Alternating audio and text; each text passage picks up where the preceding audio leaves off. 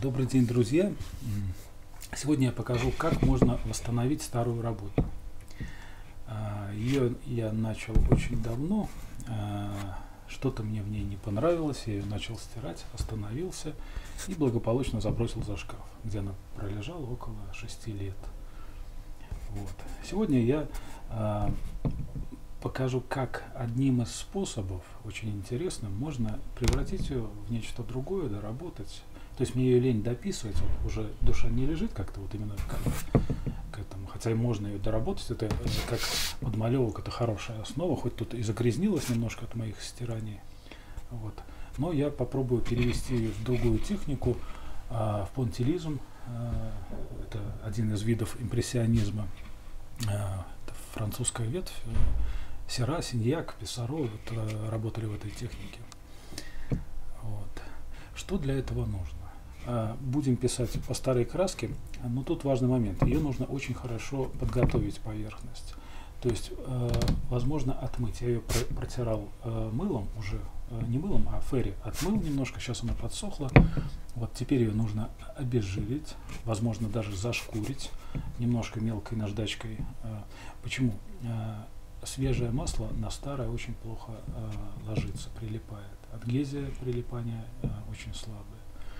То есть тут какая-то пленка возникает в старом масле, какая-то то ли оксидная, то ли еще какая-то, я уже забыл, которая препятствует прилипанию свежего масла.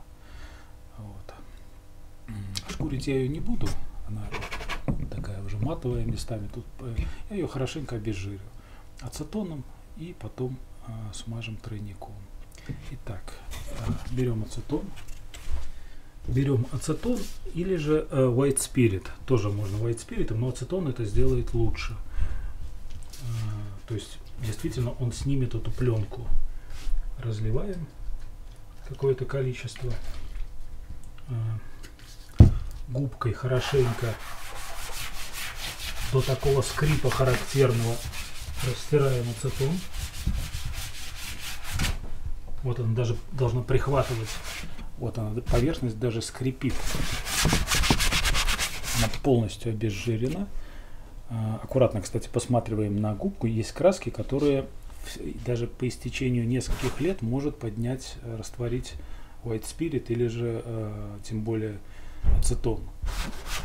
То есть нужно посматривать, чтобы не разнести какую-нибудь там сажу газовую, если в толстом слое, она может немножко раствориться. Вот, теперь, кстати, проветрить обязательно помещение, это дело такое, ацетон это нехорошая вещь. Теперь нужно будет смазать тройником всю поверхность, обычным магазинным тройничком. Так, вот он тройничок. Положили, точно так же разлили хорошую порцию, я не знаю, тут, наверное, колпачка 2 на вот такую поверхность тройника.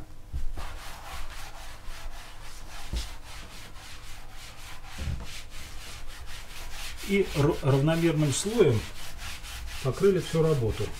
Если не обезжиривать ацетоном или чем-то еще, даже тройник может скатываться в капельки.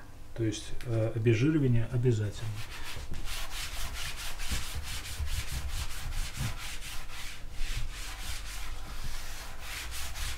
Вот смотрим на отражение в окне или в лампе, чтобы слой был равномерно, чтобы все участки были покрыты тройником.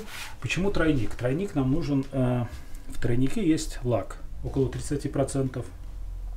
И слой этого лака будет играть также на адгезию, на прилипание свежей краски к старой. То есть между этими двумя красками будет тонкий слой лака, как клея, который позволит нам более-менее соблюсти технологию масляной живописи, то есть все это с годами не отвалится или при сворачивании в рулон краска не отойдет свежая от старой. Вот. Так, нанесли тройник, проверили на отражение равномерность слоя. Проверили, нет ли мест, где сворачивается тройник в капле. То есть, если там плохо обезжирено, он свернется в капельке. То есть, нужно будет опять обезжирить это место. Возможно, зашкурить. подтеков нету, все, слой хороший, такой вот не маленький, то есть не совсем сухо. Вот этот тройничок должен чувствоваться. Конечно, не течь, иначе у нас будет плохо краска ложиться. Работа выровнялась по блеску, то есть она сейчас стала такая полуглянцевая. До этого были здесь прожухшие места. То есть сейчас работу можно вести без ошибок по тону. То есть тональности мы не будем... Вот эти глухие места, вот если бы, например, вот это темное место было матовое, оно бы казалось немножко светлее. И при последующей лакировке вот эта серая краска, она могла бы стать темнее, были бы легкие такие ошибки в тоне. Сейчас их не будет. Мы сейчас видим картину холст объективно, в тоне, в правильном. Вот. Так, теперь берем, я буду работать на, да, губку выбрасываем, помещение проветриваем, это очень важно, здесь плохие вещества есть в лаке. Так, теперь готовим белила. Я буду работать на мраморной пасте, можно работать просто на густых белилах, не разбавленных, обычные белила. Вот паста у меня, она под водой, чтобы не сохла, это очень удобно. Мраморная паста, там видео, если не забуду, я внизу дам ссылку на видео, как ее делать. Вот она под водой. Сейчас ее нужно в тряпочку, чтобы воду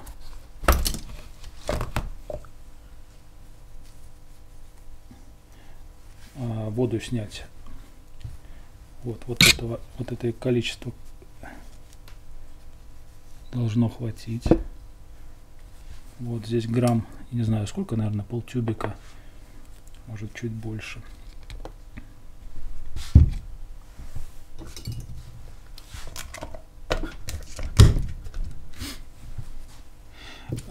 Пасту активирую. Тут есть немножко белил. Уже я когда-то делал вот это количество. Тут, наверное, тюбик есть все-таки белил на это ведерко. Еще немножко добавляю краски, где-то процентов, может быть, еще 30, наверное, 20 от объема. То есть как бы активирую. Сама паста, она не очень хорошо сохнет, то есть долго сохнет, поскольку она замешана на подсолнечном масле. В красках, по крайней мере, вот это цинковый, цинковый, ну пускай будет цинковый, неважно, гамовских. Тут есть секатив, насколько я знаю, потому что сохнет она очень быстро, в отличие от каких-то других красок производителей типа мастер-класса. Это сохнет быстрее, то есть явно какой-то секатив здесь есть. Секатив послужит нам катализатором высыхания вот этой мраморной пасты. Для чего мраморная паста? Можно и на белилах писать. Не то немножко, не тот удар, не тот мазок получается. Он какой-то вот немножко не такой. Здесь она чуть-чуть такая вот тягучая, пастозный мазочек более интересный получается. Так, вот активировали, так сказать. Да, много я сделал, ну ладно, не пропадет. Вот ее пастозность, она как вот мягкий сыр, наверное, есть такие сорты сыров. По консистенции должна быть, по плотности.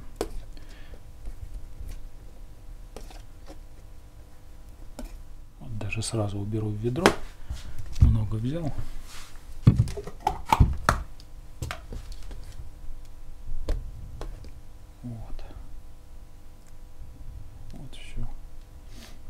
Кстати, краски, вот делаете, допустим, колера, заливайте водой. Вот, например, покажу колер. Это фиолетовый колер из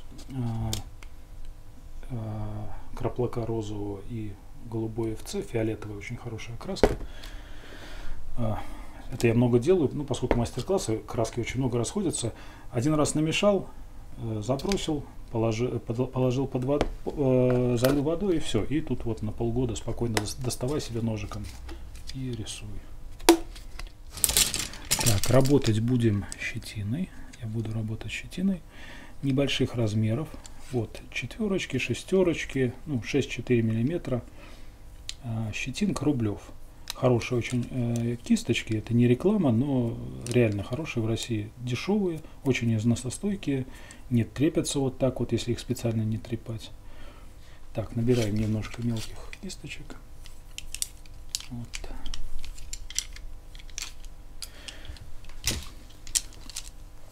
Так, как они себя ведут, как ведет себя краска? Так, разбавитель, любой разбавитель, а он нам не нужен будет для разбавления краски, поскольку она густая будет, только для мытья кисточек нужен. Ну вот, например, со светлого, если начнем, там небо какое-то или что-то у нас. Вот, проверяем. Вот консистенция. Сейчас я попробую поближе показать. Вот плотность краски. Вот она. Вот такой вот хорошо остается мазочек, виден, не заплывает, и в то же время какая-то нет каких-то колючек. Вот если мы работали бы на белилах, такие были бы как колючечки еще такие тянулись. Они потом снимаются, но в принципе вот это вот удобнее работать на мраморе. Итак, приступим. Палитру я показывать не буду, там ничего интересного не будет, просто смесь красок. Вот. Берем, подбираем цвет, например, со слабой краски начинаем, с светлых, небо. Вот, берем и маленькими, да, шестерка все-таки великовато, давайте я буду четверками работать. Тут дело вот в чем, можно крупным мазком работать, тоже будет хорошо, но чем мельче кисточку брать, чем меньше делать этот мазок, тем богаче, что ли, будет, тем она будет более мерцательная вся работа. То есть это, конечно, больше моторики, вот этой вот придется много работать, но работа будет богаче. Вот. Чем мельче, тем до разумной степени, тем богаче будет сама поверхность, тем больше информации будет, что ли, на картине. Используем нашу поверхность как подмалевок, не записываем все, то есть вот где-то, не где-то, а в большом проценте будет оставаться вот эта наша краска, первые слои. Вот. На высветление работы я работаю, поскольку она достаточно темная, почему-то получилось, не знаю, ну вот, то ли время немножко повлияло на краски, возможно, просто я писал в более темном ключе. Вот. Я буду работать более-менее на высветление. Мазочек коротенький, не хаотичный, возможно, вот здесь вот тут, где будет, что это у нас тут, сакура какая-то или яблоня, здесь будет хаотичный, ну, например, вот здесь небо у нас вот так параллельные в одном направлении мазочки, небольшие. Можно это делать выпукло, по желанию, можно делать более-менее выпуклый мазочек, можно делать просто вот такой вот достаточно тонкий мазок. И работаем с оттенками. Конечно, это не, так сказать, не раскраска по номерам одним цветом, каким-то одними оттенками. Тут должны быть оттенки сразу. Оттенки подбираем и на палитре, то есть смотрим на палитру, чтобы там нам нравилось все это, заметны были оттенки, и на холсте, чтобы была игра цвета. Вот. Работать можно быстро, достаточно, ну, не обязательно, тут особой вдумчивости не нужно. На оттенки, да, очень важно. Фигуративно, так сказать, веточки выписывать, что-то еще можно. Все равно все сложится. Сложится по совокупности вот этого всего воздуха. Все сложится. Вот я не знаю, как это объяснить. Все будет хорошо. Итак, работаем быстро. Вот такая вот моторика. Должна быть короткая, без протяга. То есть удар, просто прикосновение. Квадратик.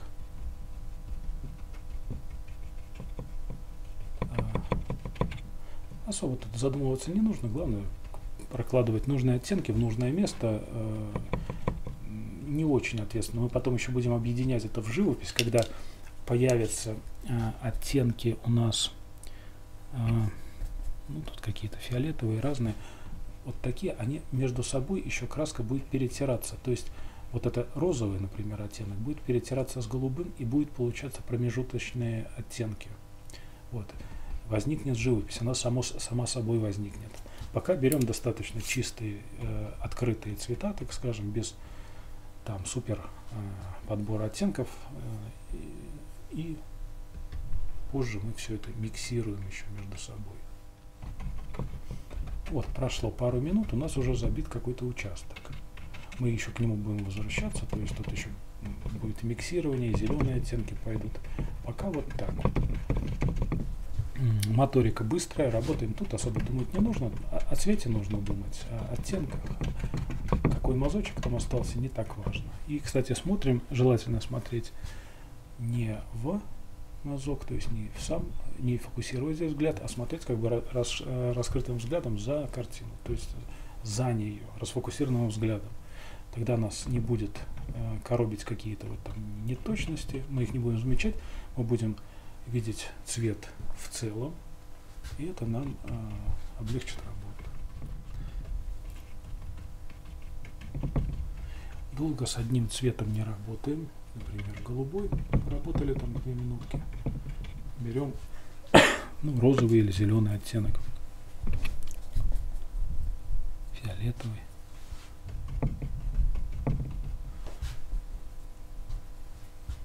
И одновременно, кстати, вот это происходит легкое притирание цвета, переход одного цвета оттенка в другой оттенок. Небо смазывается немножко,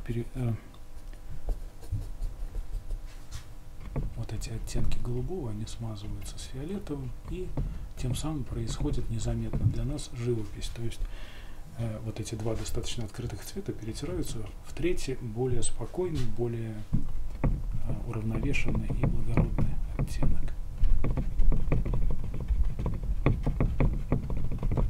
Да, иногда нужно отходить, вот это очень важно.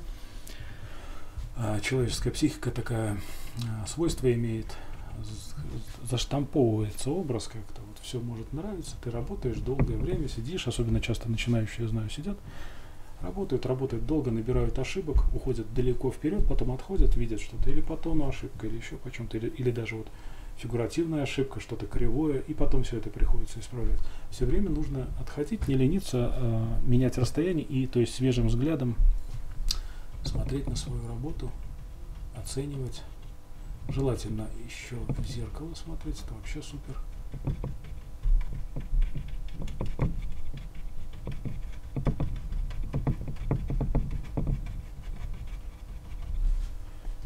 Вот, все, хочу придумать машинку какую-то, чтобы вот так вот делала вот такие движения. Некогда можно, в принципе, какой-нибудь моторчик, потому что рука устает, действительно, вот так на весу, долго вот так вот работать.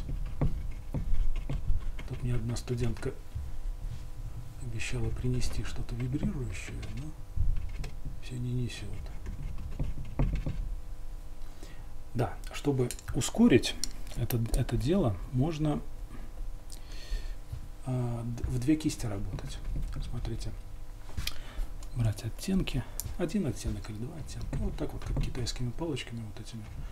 Пока это не будет заметно, вот пока на черновых работах, а потом поверху, вот уже по этим более осмысленно уже одиночные мазочки. То есть вот так мы можем немножко ускорить процесс. Вот.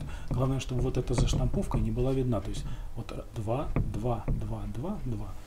Может считываться ритмика вот эта. Желательно немножко вот так, где-то по 2, потом повернуть вот так руку и одной поработать, потом опять в 2.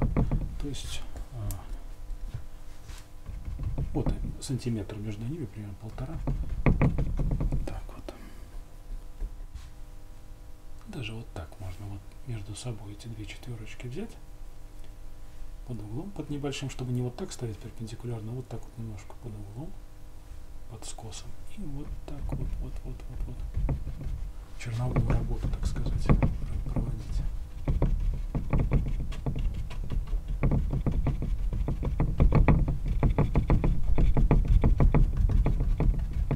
Темное пока не вводим. Смотрите, темная — это самая сильная краска. Темные стволы ближе к концу, чтобы потом у нас не загрязнялось от вот умбры, например, если на умбре писать, вот эти оттенки не мазались.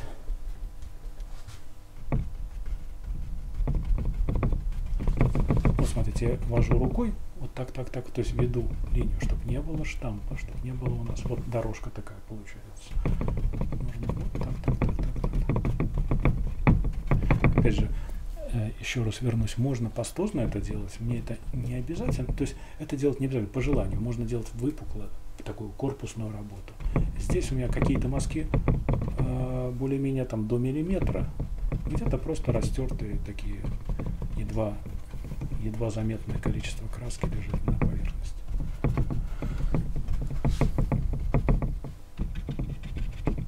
Количество тройника должно быть вот в самый раз. Если много, перемаслить, так грубо говоря. Там же в тройнике еще и масло есть, кроме лака. Будет немножко плыть. Вот как бы мазок будет скользким очень. Если немного не довести, будет совсем сухо. Вот, как по сухому работать. Вот, нужен в самый раз вот, тонкий такой слой. Вот он на пальце, вот я чуть-чуть повозил, и немножко вот масла этого чувствуется. Чуть-чуть. Это не так, как на сковородке, и в то же время как будто блеск должен быть. Тогда вот угадать нужно вот это количество тройника. Будет очень приятно работать.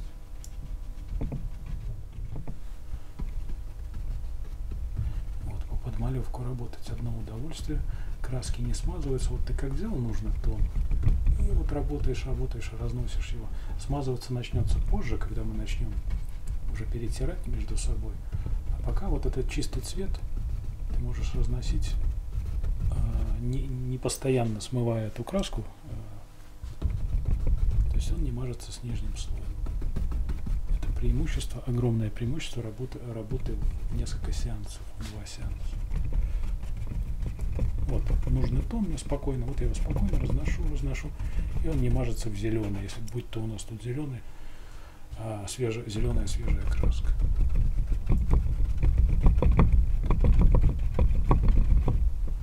Вот сколько я могу, какое количество нужного цвета мне, я могу какой участок забить без грязи, так сказать.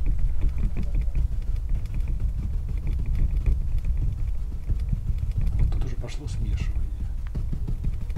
Полутона возникают очень такие хорошие.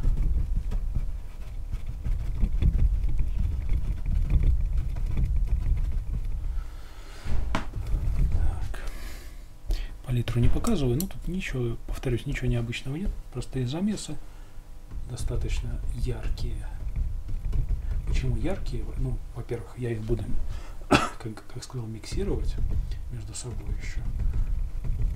И к тому же вот этот сам глуховатый такой цвет подмалевка, он уже везде виден, и он как бы не дает очень уж звучать ярко. То есть в окружении таких пастельных тонов, свежий мазочек в окружении каких-то более спокойных красок. И как бы, соответственно, все более-менее гармонично.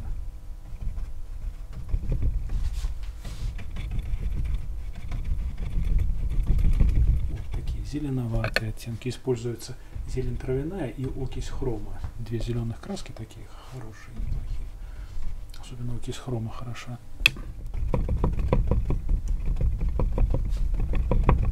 Да, вот так поворачиваем. Закончилась краска. Вот она.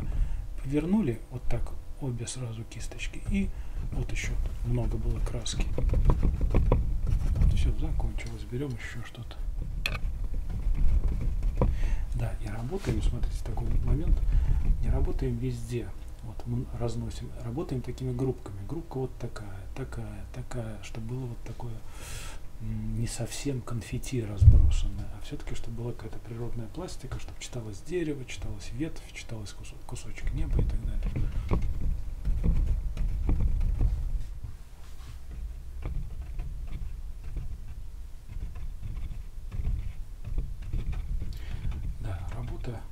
В таком стиле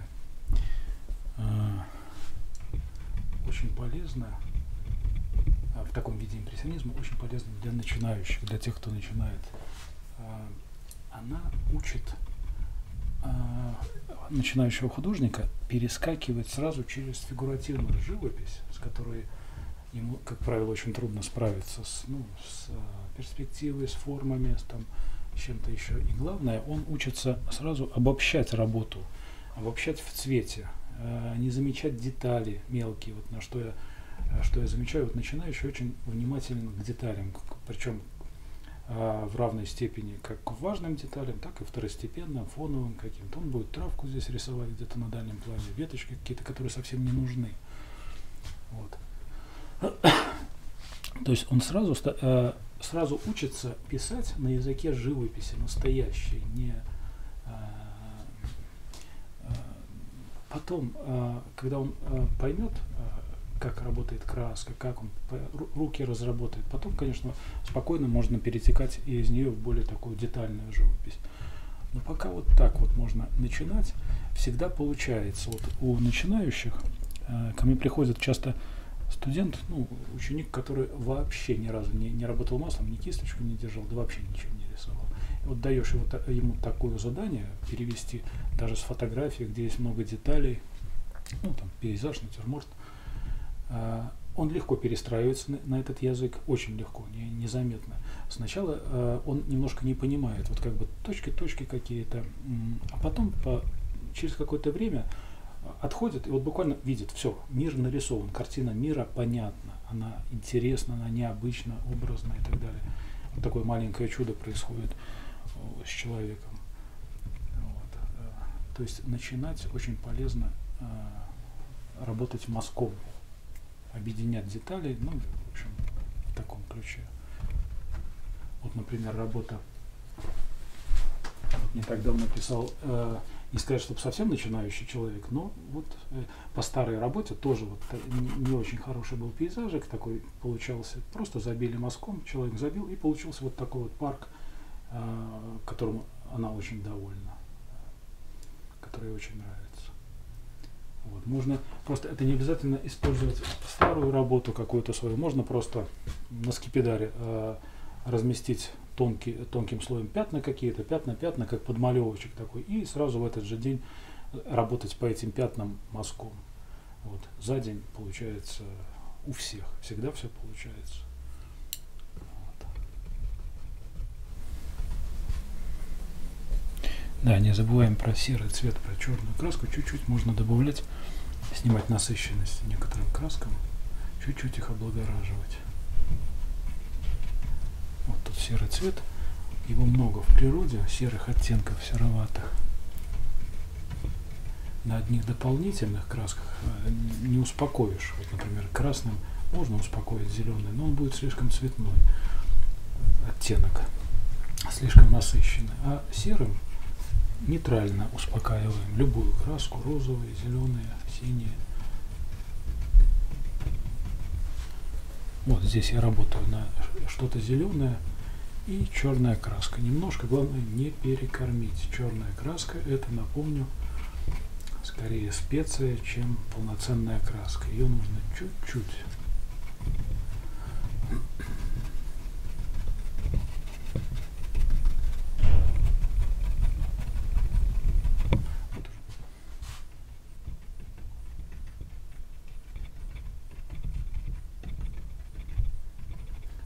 Мягкие переходы делаем, перетирания краски из одного места в другое, то есть цветные связки цветовые. Вот поработали здесь смело, вот сюда эти же оттеночки, или куда-то еще в другую часть картины, чтобы работа связывалась, чтобы не было отдельно выпавших мест в работе.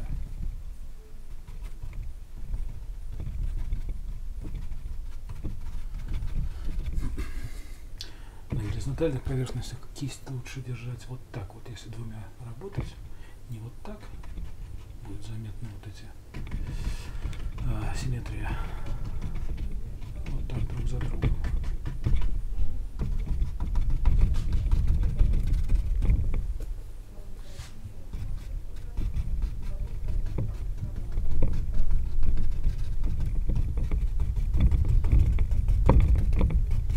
Начинающим не советую двумя работать, это как бы опытная моторика какая-то. Одной кисточкой вдумчиво, не торопясь. Эту работу можно продолжать несколько дней, то есть и следующий день, или уже подождать, когда она подсохнет, опять же смазать немножко и продолжить.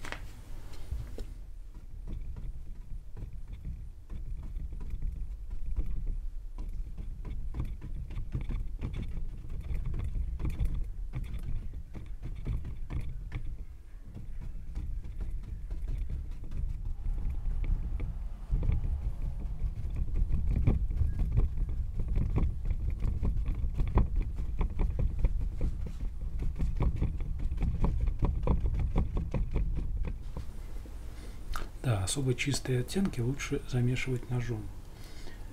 Кисть, хоть и даже и более-менее отжатая и чистая, все равно грязь какая-то выходит из нее.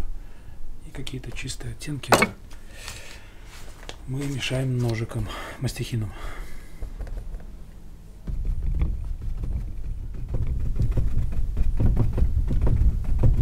Тоже краски начинают потихоньку перемешиваться. То есть много участков уже со свежей краской, и между собой возникают, перетираются в сложные оттенки, о чем я говорил в начале. Появляются живописные сочетания, живописные отношения. Они возникают, буквально сами собой, случайно, очень часто случайно. Но ты должен это контролировать постоянно, чтобы не было грязи какой-то. Все время вот думаем о цвете, то ли я делаю, все ли пока хорошо, пока вот работает кисть.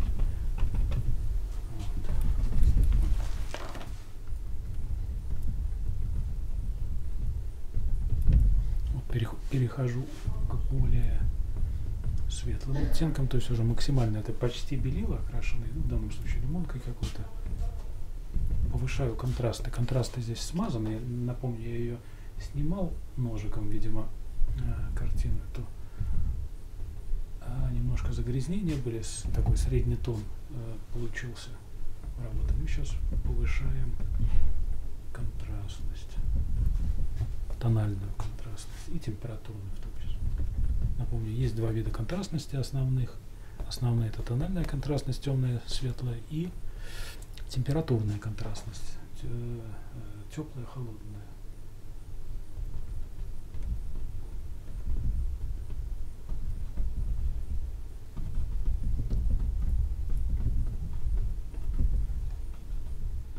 Вот прошло около 2 часов с момента начала, даже больше, возможно, с перерывом на обед. Вот. Я уже работаю одной кистью, более вдумчиво, как бы уже моделирую ветки какие-то, светотени, пятна световые, теневые. Вот. Сейчас я опять выключу камеру, просто радио слушаю, чтобы не мешало в записи. В принципе, ничего здесь нового не будет, просто вот перебиваю. Да, еще, смотрите, вот уже более вдумчиво, не вдумчиво, а более так вот качественно перетираю уже существующие мазки и краски в полутона. Вот достаточно быстро, вот так вот обогащаю жесткие оттенки полутонами. Перетаскиваю с места на место краску. Вот. Так, буду заканчивать, включу еще раз камеру.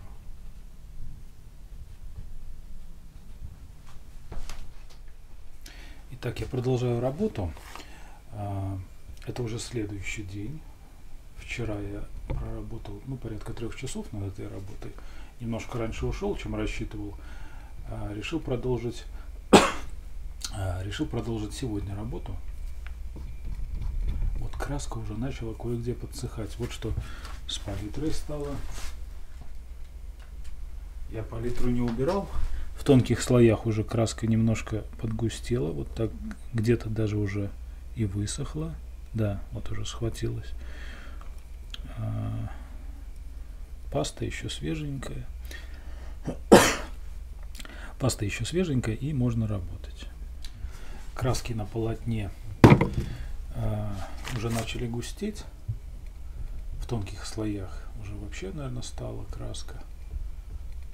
Хотя зима и холодно, но все равно краска становится быстро. Вот сейчас я еще немножко перетру, более нежные сочетания сделаю в работе. Ну и какие-то детали.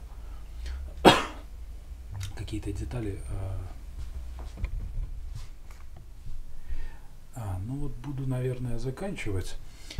На всю работу у меня ушло около 5 часов. 2 часа сегодня, 3 вчера. Работы неожиданно много оказалось.